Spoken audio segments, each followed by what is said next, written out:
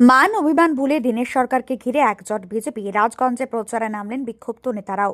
প্রার্থী ঘোষণা ঘিরে তৈরি হওয়া বিরোধ ও মান অভিমান আপাতত ভুলে এবার রাজগঞ্জে বিজেপি প্রার্থী দিনের সরকারকে নিয়ে একজোট হয়ে প্রচারে নামলেন দলের কর্মী সমর্থকেরা। মঙ্গলবার বিক্ষোভ ভুলে প্রার্থীর পাশে দাঁড়াতে দেখা গেল বিজেপির একাংশ বিক্ষুব্ধ নেতা নেত্রীদেরও। উল্লেখ্য, রাজগঞ্জ বিধানসভা কেন্দ্রে বিজেপির প্রার্থী হিসেবে হারাধন সরকারের নাম ঘোষণার পর দলের একাংশেই তীব্র অসন্তোষ দেখা দেয়। প্রার্থী বাছাই নিয়ে প্রকাশ্যে ক্ষোভ উগরে দিয়ে বিক্ষোভও সামিল হয়েছিলেন কয়েকজন নেতাকর্মী। তবে ভোটের মুখে সেই মতভেদ মিটিয়ে এবার একসাথে লড়াইয়ের বার্তা দিল বিজেপির বিক্ষুব্ধ নেতাকর্মীরা। মঙ্গলবার রাজগঞ্জে বিজেপির বিক্ষুব্ধ নেতা বাদল রায়, সুজিত দে, নেত্রী মাধবী রায় ও সুধীর রায়, পদেশ্বর রায় প্রার্থী দিনের সরকারকে উত্তরীয় পরিয়ে শুভেচ্ছা জানান।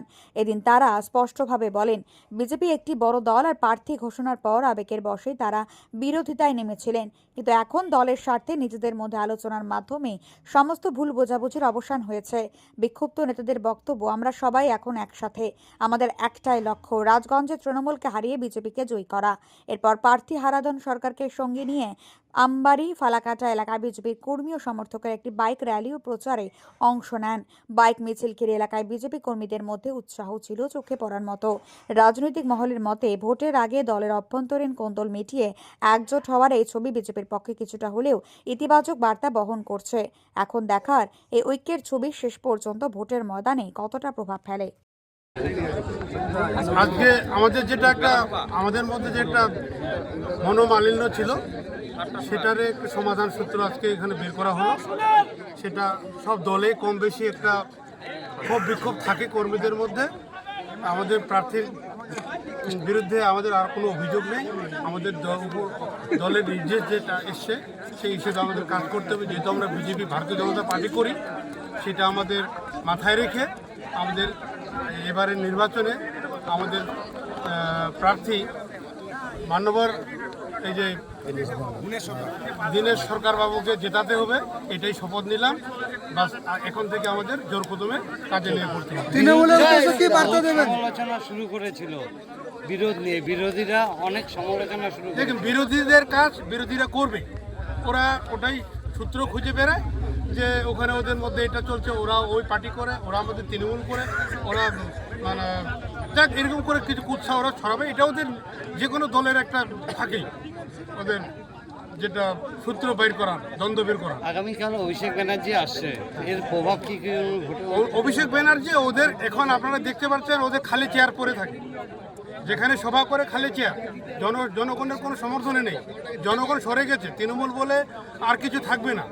এবারে নির্বাচনে সারা পশ্চিমবঙ্গ থেকে তৃণমূল যে একটা দল আছে, এই দলটার খুঁজে পাবেন না। প্রার্থীকে নিয়ে তাহলে কবে প্রচারে বেরোবেন? প্রার্থীকে নিয়ে প্রচার তো আমরা শুরু হয়ে গেল।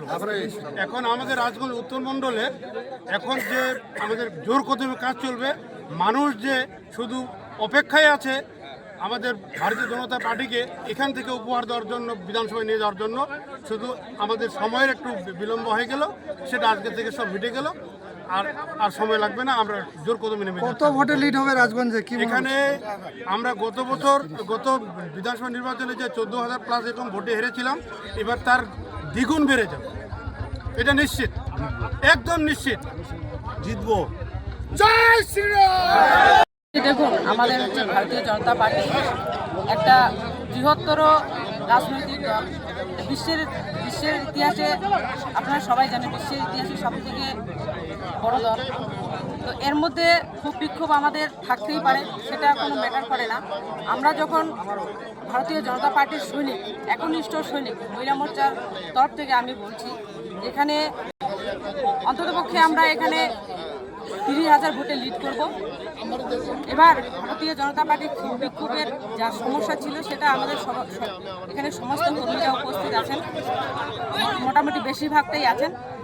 তো আমাদের মধ্যে যা ভুল বোঝাবুঝি ছিল সেটা সব মিটে গেছে। এখন একটাই আমাদের লক্ষ্য, আমাদের প্রার্থী দীনেশ চন্দ্র রায় মহাশয়কে আমরা অর্থপূর্ণ চিহ্নে ভোট দিয়ে বিপুল ভোটে জয়যুক্ত করে নিয়ে আসবো, এটা আমরা প্রতিশ্রুতি। আমাদের এই লোকগুলো ছিলাম, প্রার্থী নিয়ে একটা বিভ্রান্তি ছিল, ছিল আমাদের নিজেদের দু একজনের দোষে। পার্টি আসলে ওই দিনই হয়ে যায়, আমরা বিক্ষোভ ছিল না আমাদের লড়াই তো হচ্ছে তৃণমূলের বিরুদ্ধে পদ্মফুলের লড়াই। এইটা ভুল বুঝাবুঝিটা ছিল। আজকে সবাইকে ডেকে আমরা এখানে সবাইকে নিয়ে ভুল বুঝাবুঝিটা আমরা মেকআপ নিলাম, এবং অনেকে বলছে অনেক সাম্প্রদায়িক আলোচনা করছে বিরোধী পক্ষ থেকে, দেশি বাটিয়া। কেন আমরা বিজেপি পরিবার, এরকম তৃণমূলের ভিতরে হয়েছিল দুইটা ভাগ, ওরা যদি মিটতে পারছে আমরা কেন পারবো না? আজকে 15 বছরে 34 বছরে সিপিএম ছিল, 15 বছরে তৃণমূলের জামানা, বাড়িঘর ভাঙ্গা, ছাপ্পা ভোট, মানুষকে মারা, গুল্লি করা, বালি চোর, কয়লা চোর, সব কিছু হয়েছে। এই জন্য আজকে আমরা সব ত্যাগ করে, রাগ গুসা ত্যাগ করে আমরা বিজেপিকে জিতাবো, পদ্মফুলে ভোট দিব। দিনের সরকার আমাদের পার্টি নয়, একটা উপলক্ষ। আমাদের পার্টি হচ্ছে পদ্মফুল, ওইখানে ভোট দিতে হবে, পদ্মফুল জিতাইতে হবে। এবং তৃণমূলের কিছু লোক বলছে আমরা বানরের বাচ্চা, হনুমানের বাচ্চা। আমি আপনাদের প্রেসের মাধ্যমে বলতে চাই, আমরা হনুমানের বাচ্চা, বানরের বাচ্চা হইতে পারি। আমাদেরকে রাস্তাতে গেলে কেউ বলে না চোর চোর করে চিল্লাচ্ছে না কেউ। ওদেরকে রাস্তাতে গেলে বালি চোর, কয়লা চোর, গরু চোর, চাকরি চোর, আমাদেরকে ওই ভাষা বলতে পারে না কেউ। তাই আগামী 23শে মে আমরা ভোট দিব। 23শে এপ্রিল ভোট দিব। 4 মে আমরা বিপুল ভোটে বিজেপিকে জিতাবো। আমরা রেজাল্ট পাবো 4 তারিখ। ওই দিন আপনাদেরকে নিয়ে বড় ধরনের সাংবাদিক সম্মেলন করব। এবং আরো কিছু কথা আছে আমাদের এইখানে, যারা অনেক কিছু বলছে না, আমি দেশি বাটিয়ে সবাই আছেন, একটা মনে রাখবেন, অনেকে আসবে, এই তুই রাজবংশী কেন মানলি, তুই বাটিয়া কেন মানলি?